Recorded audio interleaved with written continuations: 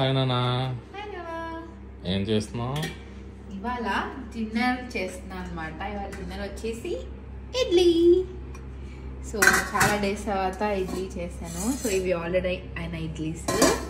India నుంచి టమాటా పచ్చడి అమ్మ పంపించింది, దాన్ని పోపేసాను అనమాట ఇక్కడ. అండ్ అందులోకి పల్లి చట్నీ అండ్ కరివేపాకు, సాంబార్, ఎల్లిపాయ కారం అనమాట. అండ్ అందులోకి వేడి వేడి నెయ్యి. సో ఇప్పుడు ట్రై చేద్దాం. సో అందులోకి పల్లి చట్నీ అండ్ ఫ్రెష్ ఇండియా నెయ్యి. యమ్.